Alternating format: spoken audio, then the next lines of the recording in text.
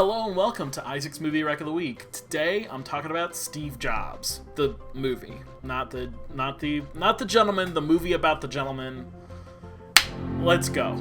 Danny Boyle is my friend Chad's favorite director of all time, and when I first met Chad, I had never seen a Danny Boyle film. No 28 Days Later, no Sunshine, I hadn't even seen Slumdog Millionaire. And over the course of our friendship, I have slowly built myself up over the years on Boyle's filmography. The guy's got an amazing catalog of work. The grungy 90s stuff, the bombastic genre titles, but I think my favorite version of Danny Boyle is when he brings some of that intense kinetic style to what would otherwise be a pretty straightforward drama. Stuff like 127 Hours, Trainspotting, and yes, his Steve Jobs biopic from 2015. Written by the great Aaron Sorkin and starring Michael Fassbender as Jobs, the film takes place over the course of 3 different Apple launches. The Macintosh 128K in 1984, the NeXT computer in 1988, and the iMac in 1998.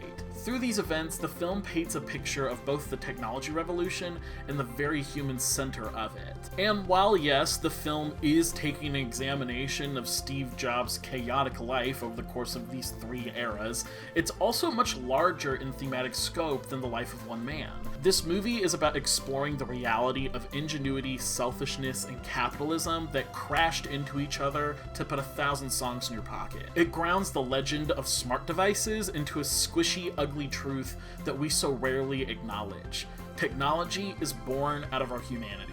Plain and simple. And despite our constant desire to separate the two, they are deeply linked concepts.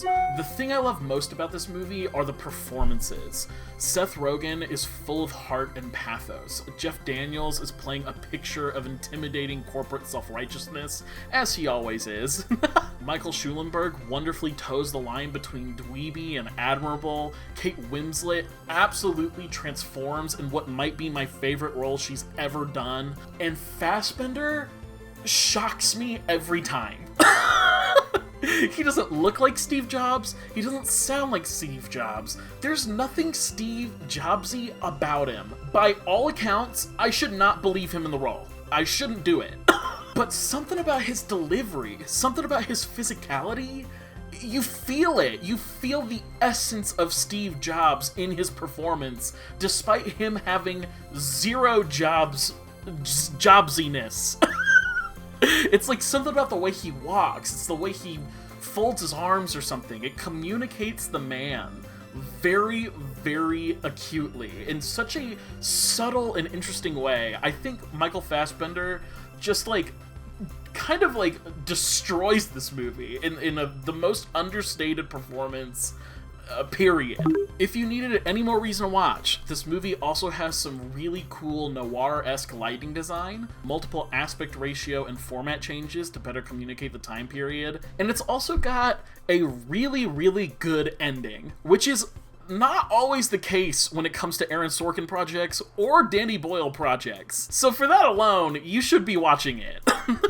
So grab yourself a friend, dip a few caramel apples, and go watch it. I'll see you next time on Isaac's Movie Rec of the Week.